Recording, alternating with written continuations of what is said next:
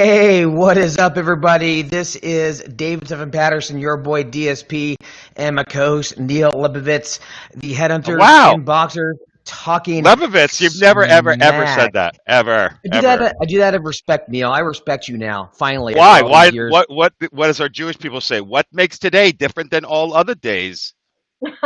You know why, Neil? Because here's why. You made true to the show. We started wearing boxers for the first few weeks, and I stopped. And you just showed me your boxers. You're still doing it, and that shows me you're committed. And quite You're not frankly, doing it? I respect that. How dare you? Not By the right way, now, are we no. broadcasting to all groups, sir? Are we broadcasting to mine as well? You know what? Let me check to make sure. And while I'm doing that, let me introduce our guest we have on Let me today. introduce mine. There you go. How's that for a visual, huh? Oh my! Ah, there you go, huh? That is, you can't unring that bell, David. Can't unring that bell. Hey, listen, it's the name of the show. I don't like that you don't. I purposely take off my pants if I'm wearing them for the show. That's horrid, Neil. That was well. I didn't come up with the idea alone. It takes two to tango, my brother. Here's the thing, Neil. Like you told me this yourself. You use this as a way to pick up chicks, and I'm not sure what kind of chicks. That's not going to help. It turns out you're picking up the wrong kind of chicks based on what you told me. So Neil has a stalker of a certain variety. It turns out, just FYI, I'm not sure if that's Anyway, we can go over it later. But hey, let's talk about. Yeah, that's always good. So I have a stalker, wonderful, who's watching the show. I'm sure. Now you're telling them that I'm telling the stalker. So that's perfect strategy. You're supposed to say that after it's like done, or if I have protective, police coverage. I got nothing, and I'm wearing boxers. As a stalker, I always recommend if you're going to stalk somebody, you want to hang out in their front bushes with a ski mask and a rubber chicken. The rubber chicken is for my comfort, of course, obviously.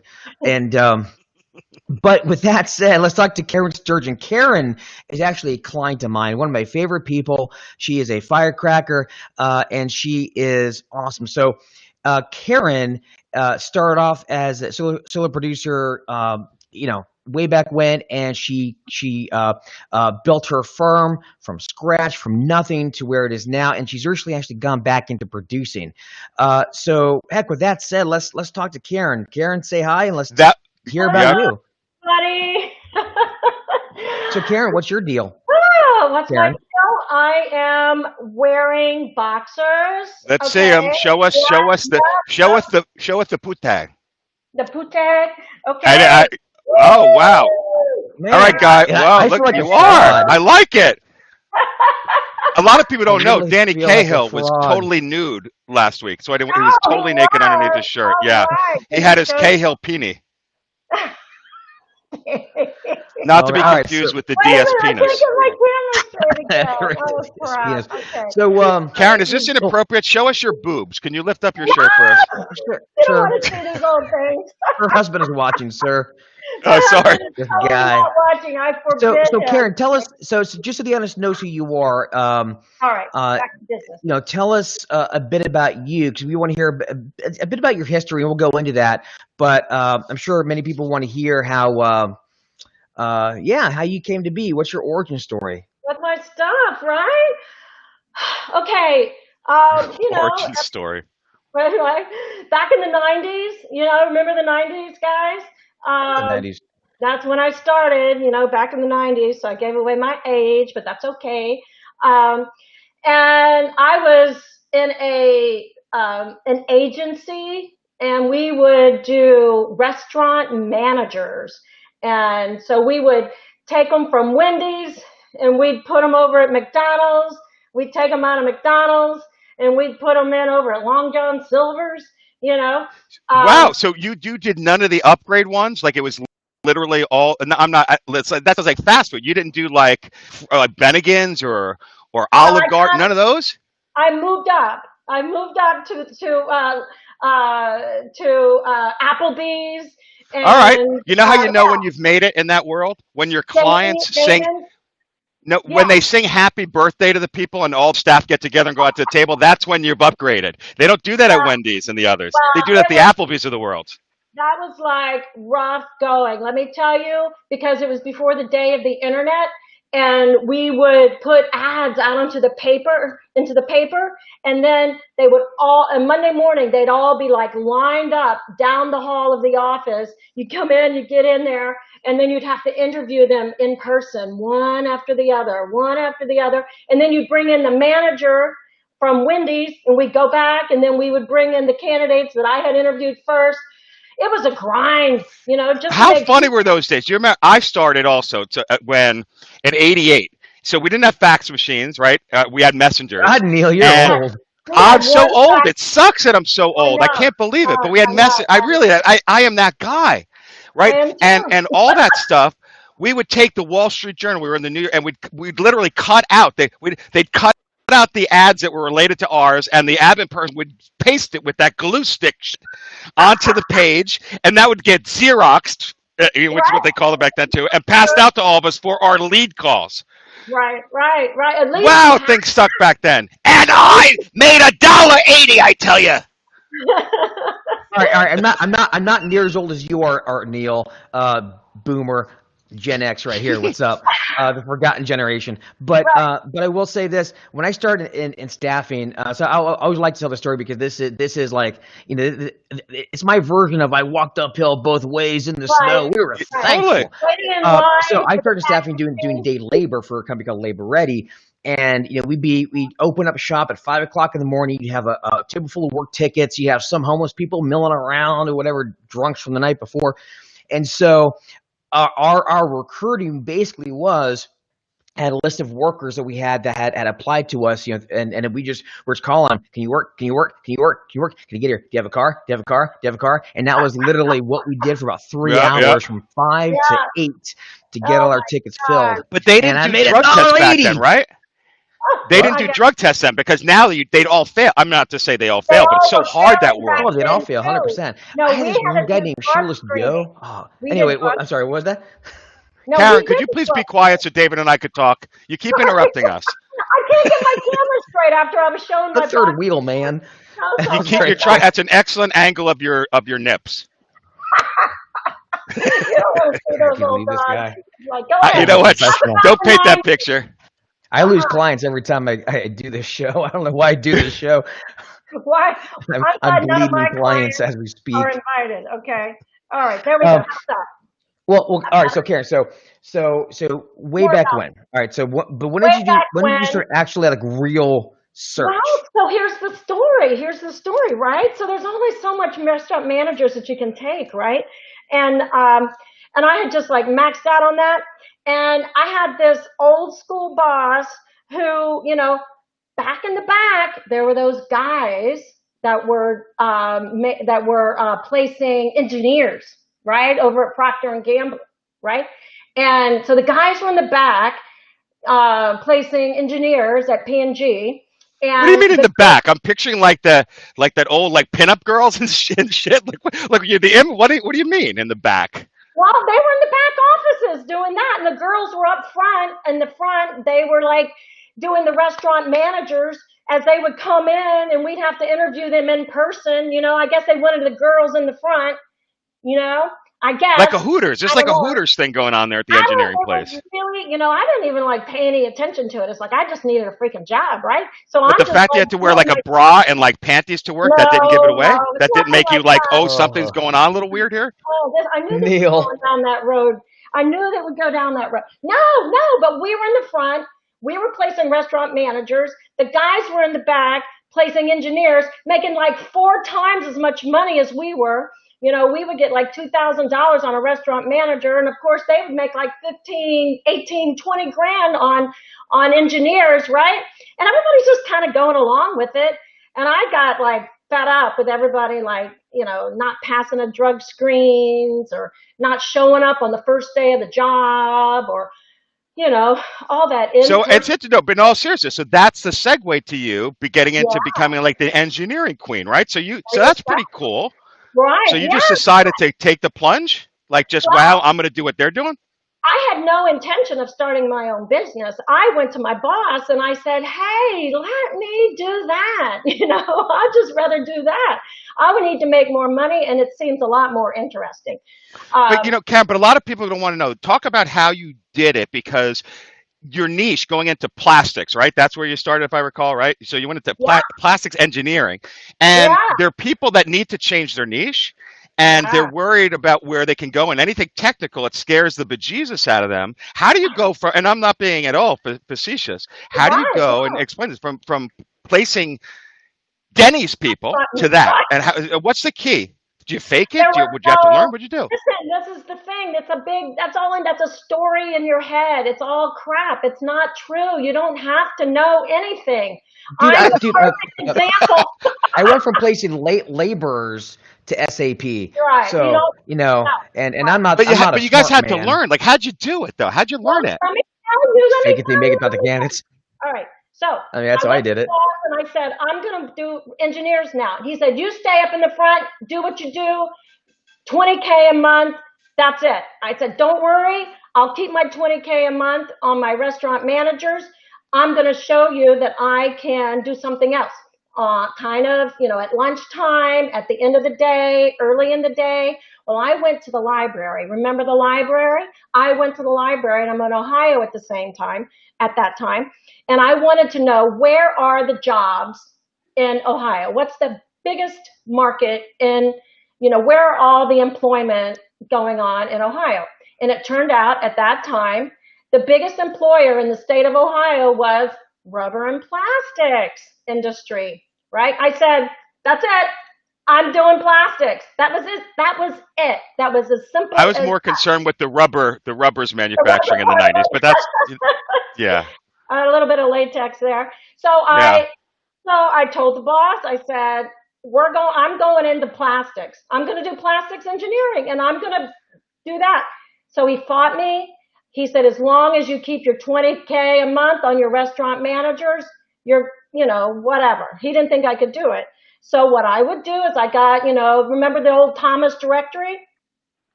Register directory? Yeah, yep, I yep, got yep. all the lists of all the plastic companies in all of the state of Ohio. And on my lunch break, afterwards, once I'd already billed whatever I needed to bill for my restaurant managers, I just started doing exactly what I did with Wendy's and McDonald's and everybody else. I just was calling in. But Whoa, how? whoa, How did whoa, you whoa, get whoa. credibility? Wait. How did you get Hold on. credibility? It was still Hold yeah. on. Zero. I have a question. None. I'm I sorry. I'm sorry. begged. This is really important for everybody listening here. Yeah. You said going to and getting the list and making calls. So where did LinkedIn come in? Because obviously you can't recruit if you don't have There was no LinkedIn, right? LinkedIn. There was zero LinkedIn. There was a time when there's no LinkedIn. Well, let I me ask remember getting you. the first invites, and I thought it was Lacadon. Every time I'd see them, what is this Lacadon? I didn't know Like I had what no idea what it was, and I was like, right. "What are these idiots asking me to connect?" I went to a Danny Cahill thing. He's talking about like LinkedIn. I'm going, what the heck is this? I guess it's Danny's doing it. I guess I better get on it, right? So Karen, credibility. How? how? That's what everyone needs to know. I just would call and call and call. I had no credibility. What kind of credibility did I Oh, you're have? cut out there, Karen. I don't know if it's Oh, me on my end. all right. I Well, heard it. I heard it. all right. I hear you now. I had no credibility. I just kept calling. And finally, after months of that, I um, I got a letter in the mail. I got a letter. Remember the letter? They wrote me a letter. A company from Chicago wrote me, and they gave me a job. They had like a job description in a letter, right? And said I could have this job and give them a call. All I right. mean, So for a takeaway for everyone, besides just do it, which is awesome, and if Mhm. that's our whole takeaway, I think it's phenomenal because it is mental for sure. On the candidate side, how do you talk? Like mhm. what? Like how did you talk to engineers? How did you know what they were talking about to screen them, to talk their language, to be effective there? Because you can wing it with the clients, get an order, try to figure out how did you know, like what does one do? What did you do that could help these people? Well, okay. I got my first job order from this plastics company and I took it to my boss, told my boss, look, I can do this. I'm going to go to the plastics. I'm going to work this job. And he ripped it up in my face, ripped it up, took it and put it right in the garbage can, right in my face. So what did I have to do then? I had to quit, right? I mean, how can you do that? How could he not support me in doing that? So I said, all right, I'm in plastics and I'm on my own. I'm doing it. All All right, right. so So here's the part. All right, now I got You to went get to the solo. candidate start. I got to get to the candidate part, right? All right, so how do you Yeah. take it? How do you find the candidates? I did exactly what I did with my restaurant managers. I got my list and I would go in and I would headhunt those people right out of the job. I would tell the receptionist to connect me to the engineering department, and I would go into the engineering department and I just tell anybody that I could get my hands on. I was driven. I was determined. It's better that I didn't know what I didn't know. I'm picturing like Because Mad Men right now. Your story's in black and white in my head. I'm picturing stewardesses, the old Pan Am cap. That's the Ah, visual the I have. good old days. The good old Yeah. days. The no, women knew their I place, and did. the I men wore slippery completely. shoes to work. I know. It sounded really, but I would Oh man, not Karen, I recommend think you're doing cut it out that again. way. I really wouldn't recommend doing it that way because we have so many other tools now that we can do it, and you have so much competition. But without that inner determination and that inner drive and that desperation to really try to make it on your own, and there was no way I was going to be able to work for anybody else after that, right? Like I burned the bridge. It was just like I couldn't work for anybody else after that. How could I? You know? All right. And So you go on your own, right? Which is super cool. And no, then listen to this, Neil. The first wasn't even an engineer. A PhD polymer scientist was my first one. It wasn't even an engineer. But How how do much you was the Engineering, fee? screen for it? How do What people was the hire fee? you? An engineer, polymer scientist? What yeah. what the hell's a polymer? Like how? Like again, I'm just people want to get into IT now. What do they do? Because it isn't for everyone. You can't just go in and Yes, you talk to like can. Yes, you yeah can. Yes, okay. you Yeah, you can. can. Yeah, you just Yes, fake it till you you Hey, make it. can. Oh Yeah, yeah, yeah, yeah. You got this. Oh yeah, sure. I mean, you got the yeah, job yeah. description in front of you. I mean, Right? that's what I do with SAP. No one taught me. I just got on the phone with candidates, and a week talking to candidates, you got a pretty good feel for You what to know, ask. my Really. first polymer scientist, he was in Canada. I moved him down to Mississippi. I had another guy who I knew. He says, "What do you know about scientists? What do you know about polymers? What do you know about Mississippi?" I go, "Nothing, but I'm going to do it anyway. It's the only job I have. What am I going to do? Restaurant yeah. Do you manager know? By the way, do you know how to spell Mississippi? A lot of people only if you know how to spell Mississippi with one I. Do you know how to do that? with one eye? Mississippi. Uh, My kids love that. It's a am dad I joke. crooked You're going letter, to use crooked it. letter I, crooked letter I, humpback I. That's a Oh my wonderful God! What was that Mississippi. from? I remember that. I do Am too. I crooked letter Yeah, I, what was that from? crooked letter I, humpback. I don't know. I totally know My that. grandma told me that when I was a kid, That's and I hysterical. to this day I still remember that. That's Um, hysterical. Totally remember that. yeah. Well, So I tell you about maybe LinkedIn.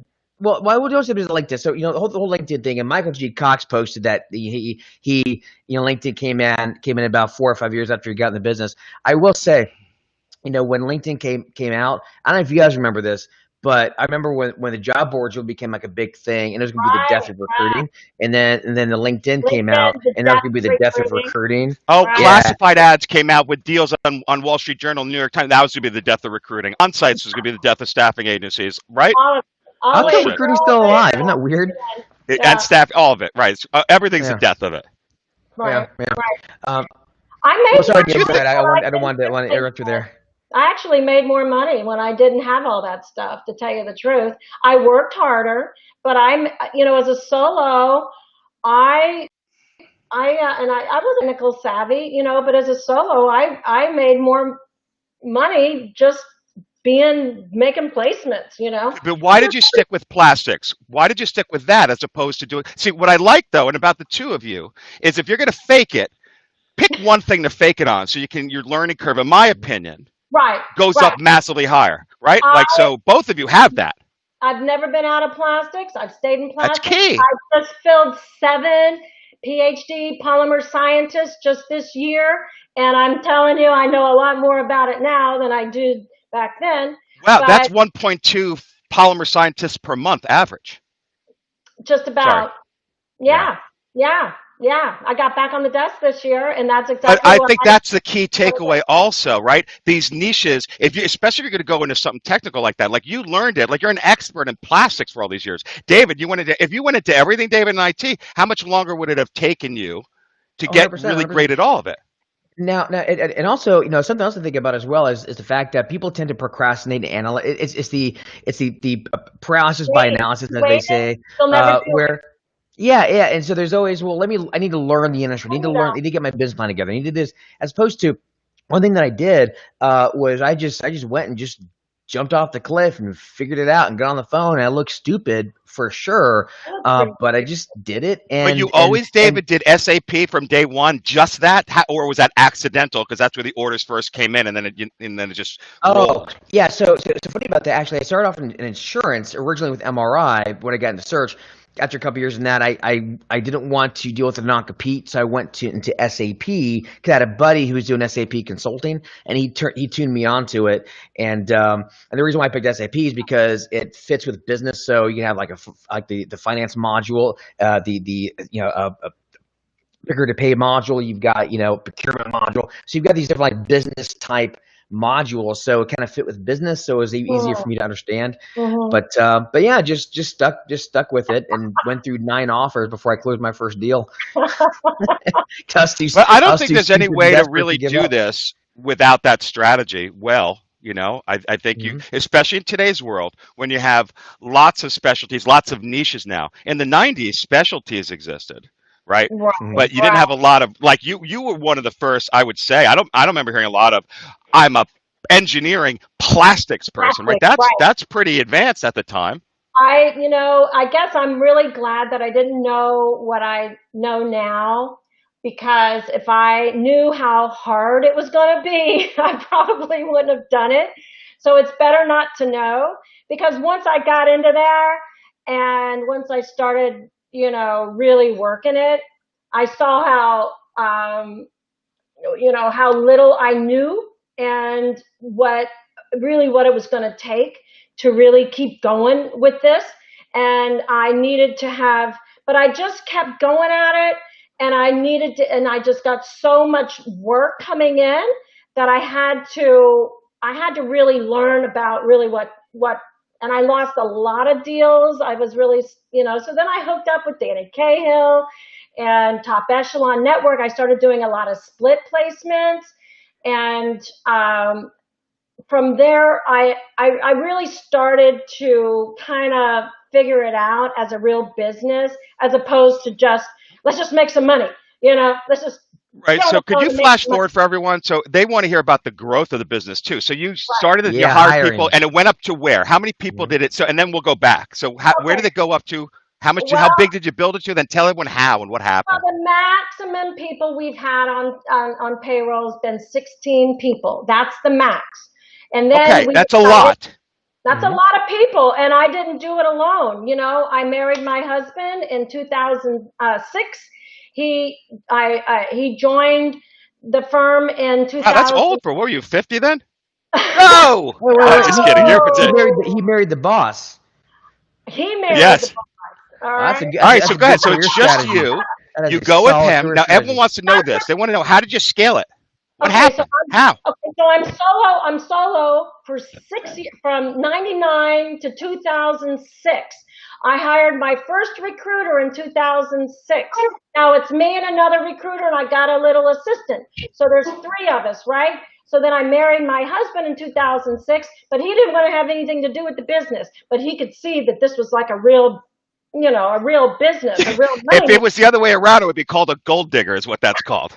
I don't know anything about it, but I see what you could do for What me, is he called? Right, dollface. right, right. A hoe So digger? I said, what? I said, let's just You take get it? this thing and It let's sounds the just get same. it as big as we can get it, and let's Mhm. just go for it. And he said, all right. So he quit his Mhm. job, okay, and he joined, but he knew what to do. He got me all straightened out with the IRS. He wrote employee handbooks.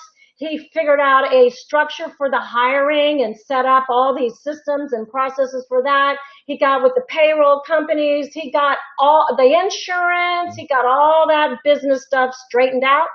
And then we started hiring like crazy. And do you hire one, wait till they get successful? No, Do you hire a couple, expecting some will fail? Tell us.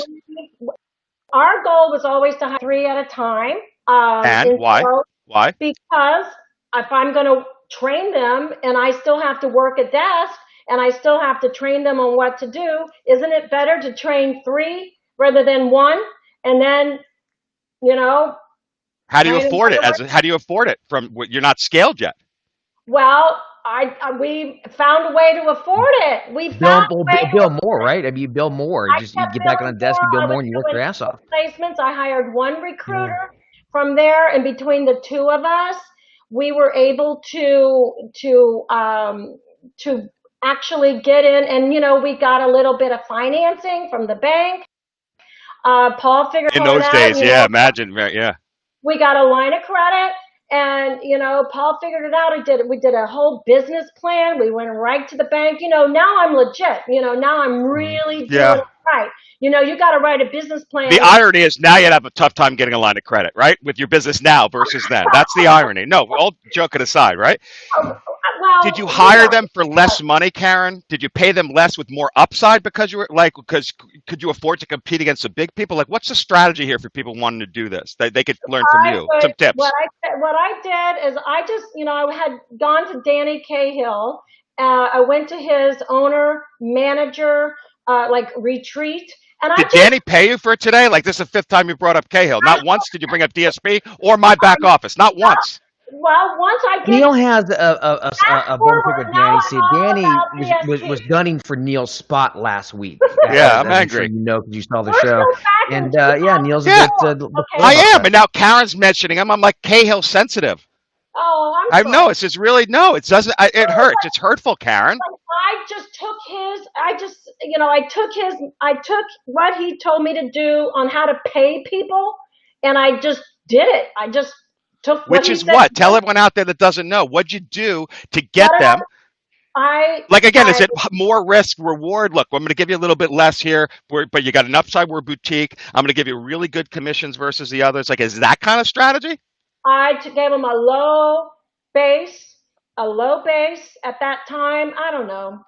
Back then, 30K, I don't know, 25, 30K, a low base, just enough. Right, but a lot of people are getting 40, right? 45 even then. Not right? They weren't. Not in that part of Ohio, they weren't. Well, then it wasn't a low base, Karen. That was a low base for us. Let me ask you this, because the one thing I know that for a lot of solos, independents, they want to try to hire their first few people. The one big thing that they come up against is that they've got nothing to really sell. Like why go work for the Karen show and then go work for themselves, or go for like a bigger brand that's way more established? So how did you sell it? I get that now, and I feel like now, since I've heard that from you and everybody else, I was so naive. I didn't let any of that shit stop me. Mm-hmm. I needed to satisfy my customers, and I needed help. And I had a really good business thing going on here, and they were making money. So when they would get in with me, I would have the jobs for them to work. They would get on the phone. They'd find the candidates, and I would just get them in front of the company, and we just focused on getting those candidates. And I just cared about satisfying my customers. I didn't care about branding myself. I didn't care about whether I was going to compete with this one or that one, or whether they should work for me or somebody else. I had a good offer here. I had a good job. I had a good business. I wanted to satisfy. You're totally like some of it. Don't overthink it. Just do it. You're really. That's what I keep hearing. Like, just do all this. But really. That's it from a structure standpoint. Because I do think there's some thoughts to, or at least it's good to put some thought into like the structure of how you're going to run it. Because so for example, you can hire a recruiter to work under you to work on your assignments versus hire a full desk versus how did you handle that? Were you just hiring the 360 full desk and just sink or swim, here you go? Or were you coddling them along with your clients? It's changed over the years. At first, I would bring in all the work, do all the recruiting. They would give me the candidates, and then I'd close the deals. and it was sort of like a little machine here. And then if they couldn't find it, I got them on top echelon, do a split. I didn't care that we were going to split half the money. All I cared about was that my clients got their job filled. And it didn't matter where the candidate came from, and it didn't matter whether I made $16,000 on it or $8,000 on it with a split with top. All right, but I think, don't you think it helped though that you were feeding them business as opposed to being selfish about the deal? Well, but let's talk about that, because that, I think, in my experience with the entrepreneurs, if you don't do it, you come up against David's point. There's got to be something in it for them, or or you're going to lose them. Yeah. Well, so you gave up knowing it'll become bigger, right? I did that. I didn't care about any of that. I cared about just satisfying my customers. And that's it. If they called me, they had a job, I said I'd do it. I didn't care. I was almost not thinking about the money. I mean, even though I thought about the money all the time. Okay. So that's I got chills with that. No joke. I really got. That's beautiful. That's beautiful. Okay. Really. So I have a point on that. So here's my philosophy on this, right? Okay. So you have different types of people in business. You have people really good with finance, people that are really good operators, operations, people that are really good salespeople, very money motivated. And then you have entrepreneurs. Now, a salesperson is not necessarily an entrepreneur, and vice versa, because a lot of times you have somebody who is a solo biller, and they're a big biller, and they're very money motivated, right? It's very hard, in my opinion, for them to go and hire, because they've got to give up a lot in order to make that happen. Now, an entrepreneur, however, oftentimes they're more concerned about building the thing, right. And they're willing to give up. They're willing to give up a lot to actually build the thing, because you give up and you get back so much more. I think that's an amazing takeaway, and I've seen it over and over. You do. Right. But at the same time, here's the thing: as an entrepreneur, you may not. It's a big risk. So for a salesperson, it may make more sense just to be solo and bill your ass off. But it's the entrepreneur that is willing to risk all that so they can just build the thing, right? The thing that's in your head. I think it depends on what your mission, what your purpose is, and who you want to serve. Where do you want to serve? I wanted to see. I wanted to have like a long-term strategy that I could see, and I could feel that this was a lot of work all by myself. And there was never going to be any freedom into that. And I wanted to have some freedom. I didn't want to be like, I didn't want to have to write every single job order and to find every single candidate and close every single deal. I wanted to show others how they could do it as well and make a very satisfying life for themselves. What kind of turnover did you have, Karen, with these people you hired? How many people would you lose? I got a lot, right? I would think. Yeah, I mean, I haven't been out of, but I've got somebody's with me for 12 years. I got guys in. No, but I'm saying, I want people to know, turnover is part of the game. I think, is that one of the reasons why it benefited you to hire 3 people? When you hired 3, especially in the beginning, how many in your mind, what would you tell people to expect to maybe lose? Give it your all. If you hire 3, do you hope to get one of them that works out well after a year? What in your mind's that model? I got very lucky on my very first hire. She was awesome. She stayed with me for 5 years, and she just killed it. So I just thought, okay, everybody's going to be like that, right? Yeah. So then I hire a whole bunch more after that. None of them were like that. None of them. And I had to fire them all. So then we decided we needed some structure in our hiring process, because that whole part of it was just draining the life out of us again too. So we went and we got a system and a structure to the hiring part of it. And still to this day, we use a lot of that same structure. Now, if you stick to a system, you stick to a structure, you're probably going to make a better hire, but you can't want it more for them than they want it for themselves. Yeah, very true. And it's the biggest thing holding managers back. The biggest thing that I've had to learn is that I always want it for them more than they want it for themselves. And and we were on I'd lose. I've had turnover. I've had some great people. I've had some people that just love recruiting, but they like recruiting. They do good at recruiting, but then it's just time to do something else. It's not that they don't. So Karen, in the beginning, I see a lot of entrepreneurs, or David says entrepreneurs, or however you pronounce it so beautifully. But the entrepreneur, I said whatever you do. entrepreneur. What'd I say?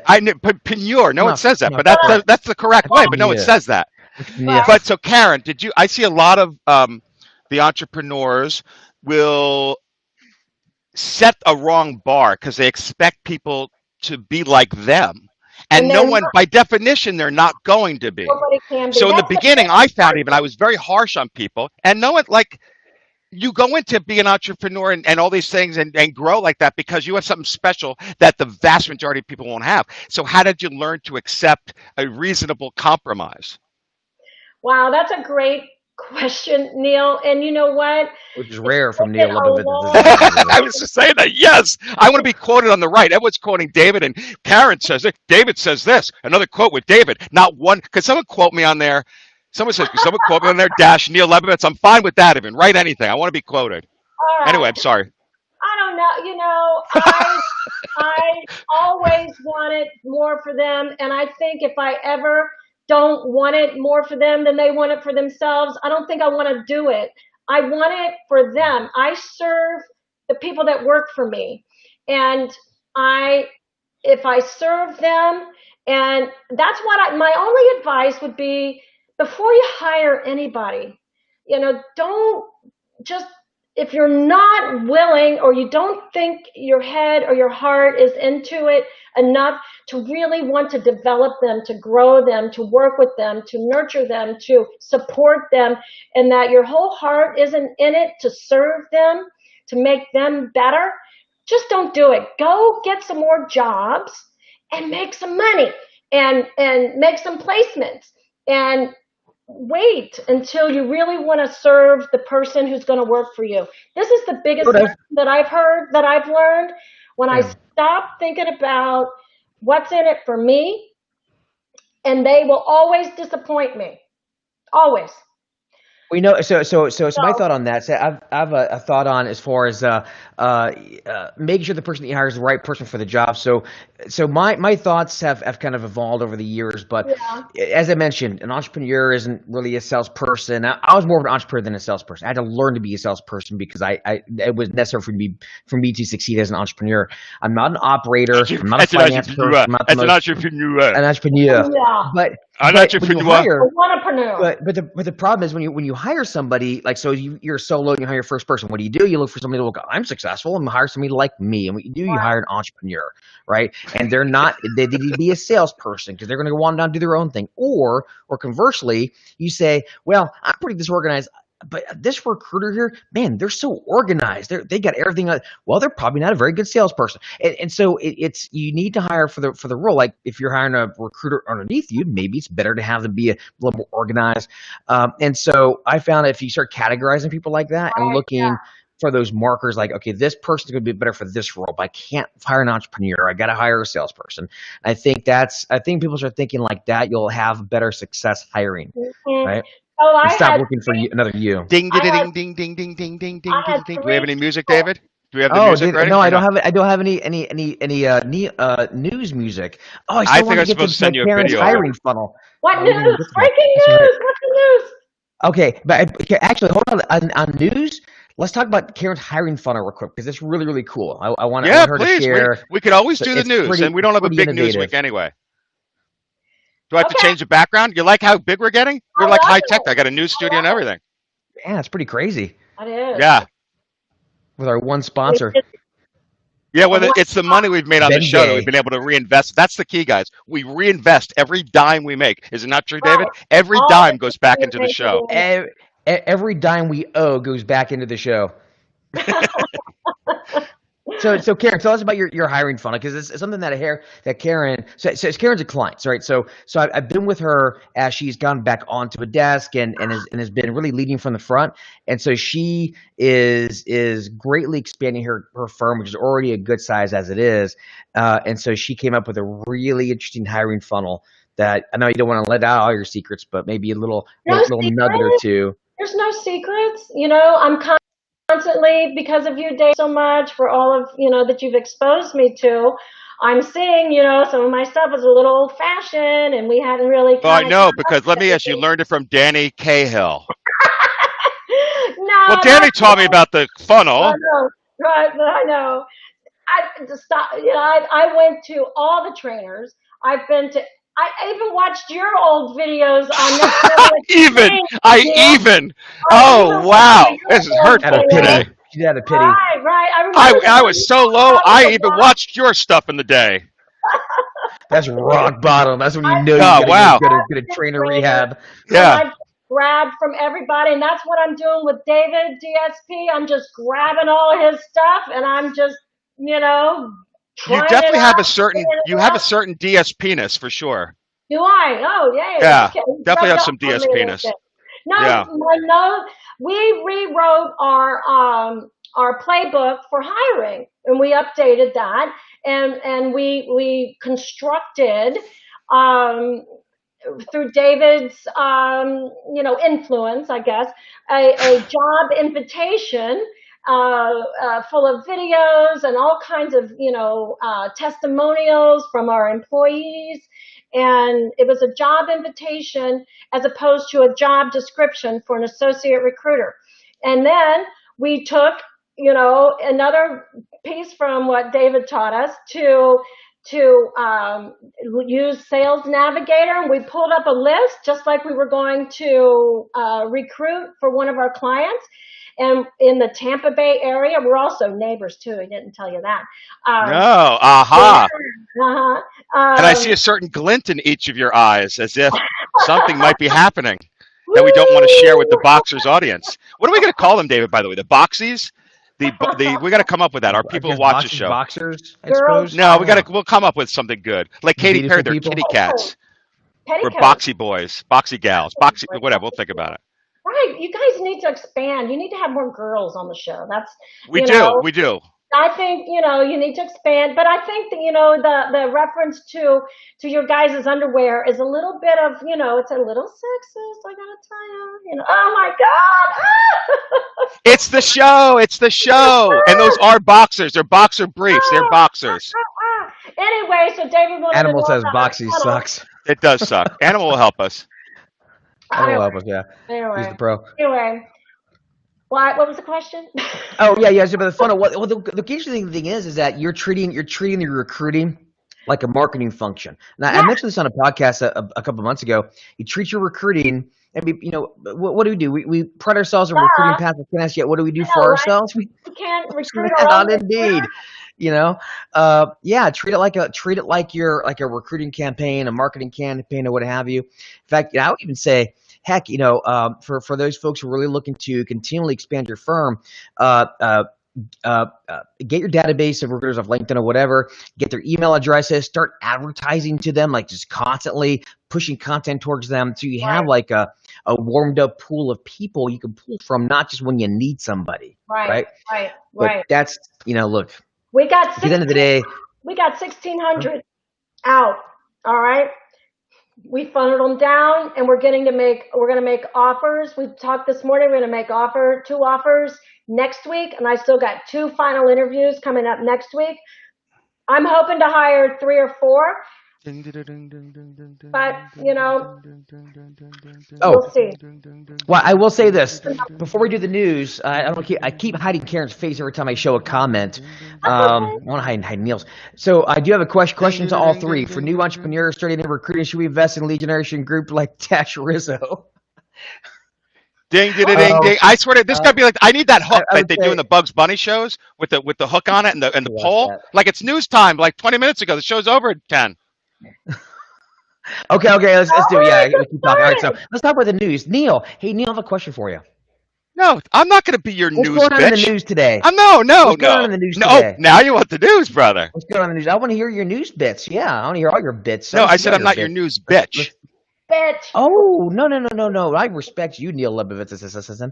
So let's talk about the news. All right, so most in-demand skill. Most in-demand skill, and people, I like these because these, people look for their niches that they want to do, and if you're struggling, you want to try some new areas. We know that IT in general was big. We knew the personal cloud was going nuts. We heard about medical billing. We know light industrial and warehousing has been booming. On the IT area, What is the most in-demand skill? Anyone want to take a guess? I mean, I don't know that I would guess it there, but it's a good one. It was by far the biggest one that in their polls. Then this was done by KPMG. Go ahead. What? Coal miners who have learned to code. Coal Did I miners. get it? Coal miners. A little inside joke for those people who spend a lot of time on Twitter. I do not get it, but it's political, so I'll let that one go. So I would say most in demand skill, glass manufacturing techs. No, in IT. In IT, okay. Think about the election. Think about everything going on there. Think about China and Russia. What's like, and it's every company. Cybersecurity, major, yeah. And it's expected. It's one of the most robust areas. So if you're looking to switch or something, this would be an amazing area. It's not going anywhere. It's been big anyway for a long time, but now really the most in demand, top the list globally, right? And it had shortages for over a decade. I think it's an amazing niche, right? And they say the demand, and this is Harvey Nash and KPMG, demand close to an all-time high, right? So pretty crazy, right? Personally, I think, Neil, I think a lot of your followers are Russian bots. I think security is very much needed. I think you've been in Putin's pocket this entire time. I knew it. Fake news. Thank you. It's Mike Trump. Very, very much. Thank you. That was horrible. I don't know what I was doing there. Fake. This isn't Trump. I don't know what that is. It's bad. And I used to do impressions. I do a mean Jimmy Stewart, but Merry Christmas, Bedford Falls. You know me. That I can do. I can't do Donald Trump, but I do my Jimmy Stewart well. But it's only good at Christmas time. He's younger though. They don't even know who Jimmy Stewart is. I know. It's a Wonderful Life. They know that. Everyone knows that movie. Don't you think that manufacturing is coming back, though? I mean, we're having a lot of manufacturing. A lot of manufacturing jobs back. Manufacturing is coming back, yeah. Totally. We talked about that, Karen. Yeah. All the way coming from China, and that's why plastics is like on the rise again. Yay! It is. We brought it up 3 shows ago, I think. Yeah, and what it was all the indicators for manufacturing were the demand side massively picking up, and production not yet then. Was the crazy hiring that will follow. But that's where we talked about that one of the shows. And that's absolutely a place to be. Right. The research and all the biopolymers and the bioplastics and all of the recycling and sustainability. Everybody wants to save the planet now. So all of that bad plastics also has to have chemists and scientists that are going to make good plastic. All of that is like really, really booming. By the way, you ever deal with Good. I would say back in my day. Now this is weird because you're talking about your industry. You're like, it's great. I remember being in conferences way back in the day, and you talk to some other recruiter, and they'd be like, "Yeah, how's your industry doing?" "Oh, it sucks. You definitely don't want to be in there." like we would be almost we down pegs. We didn't want competition. Well, I mentioned this last show. I think I still love that when I got into recruiting, we would get job orders for Gal Friday. Right? That was a thing. That was a real title of a job, right? Instead of executive, I need a Gal Friday. Like how chauvinistic. I need one of them dames. How many dames you got to send me for my Gal Fridays? Oh, no. Hey, what can you do for the company if we hire you? That's a Gal Friday. Them damn like dames over there. Like, you know what I mean? Like that is so, yeah. That's over. Don't do that. Yeah. All right. So some optimistic news. We've been sharing some stuff there. Wages, more than half the firms, and this is a poll by an Express Employment Professionals, okay? So the fourth quarter, more than half firms plan to raise wages in Q4. That's pretty big news. People weren't thinking that was going to happen. So a lot of the companies, and basically what came out, the most common quotes were that things are definitely still tight. Everyone knows what's sort of happening with the slow recovery, but there's an obligation that these companies seem to feel that they have to show appreciation to their employees. What do you guys think? You think that's are you seeing that with clients out there? What is that real? We don't care. I mean, I don't have to talk about it. I don't give a shit, but I will say, I'm just kidding. I will say, the candidate, because unemployment was so low, I think the candidate experience is become so ingrained in the culture of HR. I think obviously they still have that, right? I think there's a lot of companies that are being very socially conscious, and being socially conscious does mean this, and it keeps the mob away as well. So a lot of companies that think, even just from a dollars and cents standpoint, it makes sense to be socially conscious, right? And I think that culturally permeated. So that's from my view of it. I think it's become, just makes business sense, I think, for a lot of these companies to be socially conscious. And I will say a lot of the management coming in has been typically, your younger millennials. They typically are tending to be more socially conscious as well than those greedy old boomers that ruin the climate for the rest of us. Again, Gen X here. And I think as these people start getting into leadership roles, that also imbues the culture. That's how I look at it. I will tell you that the recruiters that I'm recruiting now, it's all, really young people, millennials, and everybody on my video that we did, that we are socially conscious. We talk about the contributions that we make, and how we're helping the planet to become cleaner, because we support the companies that are making plastics cleaner for the environment. All of them have mentioned that on why they were attracted to our job invitation. All of them. And that took me aback. I really wasn't expecting that. So that was telling me that they were they're more interested, the youth today are more interested in making a difference and being a part of something that has a purpose and a mission. And I'm not getting the vibe that they're all that money motivated, which to me is a shocker.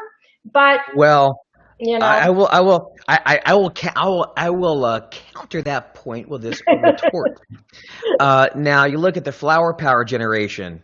What are they doing now? Worried about their 401ks and their, we're doing boxer shows is what we're doing now. With age comes a little bit more like, all right, world's fine, but I got to make sure my 401k is all right. You know what I mean? So I'm just maybe it's like it's just all the youth are always more interested, have always been. Is that your point, David? They have always. It pretty much is. Yeah, it's a feature of youth. There's nothing wrong with it. It's great. Right. We need. It's an important part of our society. We need that youth, that youthful spirit and energy in there, and we also need the wisdom and the practicality of the seniors like Neil.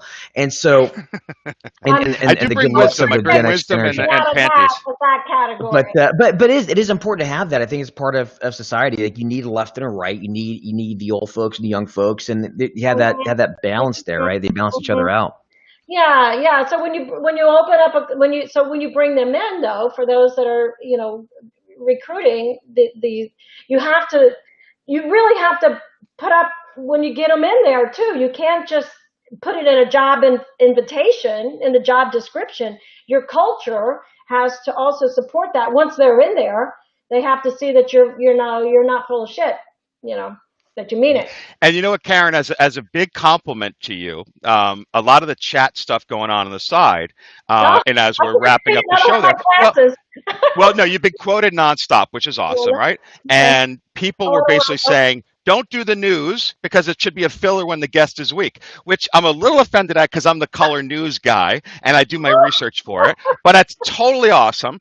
And no, I think that's really great. And people making fun of the impressions, which they should have. And, people saying, don't interrupt a guest when they have great things to say, meaning don't go to news. Another one when we've got things so really good stuff. I think really good takeaways. And anything you want to leave everyone with before we turn it over to David? Well, Neil, I do want to say this real quick. I'm not necessarily saying that you're a filler because I don't want to have to talk the whole hour. I'm not filler. But yeah, Karen, what do you have to say? Oh, son of a bitch. Wow. I'm just kidding. I love you. Wait, let me phrase it this way. As an entrepreneur, what? Is that a bit fancy? is very, very effective. If anybody's got any questions about anything, email me. I'll share all my stuff. I'll give you anything you want. I'm not a trainer. I don't charge for it. So if you need anything, you want anything, get with DSP. Just email me. Just let me know. I'll help you out in any way I can, whatever you need. I will say this: Karen has been one of my favorite clients. She's kept me on my toes, and she's made me perform as well. And I got to say this: a lot of people, when they become managers and they have people working for them, it's very easy to. I see a lot of people who are scared to get back into production. Right. And she just kind of dove back in and there's a bunch of bruises along the way, but it gave her a lot of credit for that. It's kind of like the retired fighter stepped back in the ring, right? You have to respect that. Yeah, but now I'm going to go back out. Okay. So see ya. Awesome. But yeah, Karen, any final thoughts? Well, thank you guys. I've really enjoyed this. I can't believe that it's already an hour. That's a good sign. Over. That's what we do. That's a very good sign. See what we do? We talk about your nips, and we come right in there and go for the hard stuff. We have crying moments, and we get you off guard, and then boom, you're on a roll. Boom.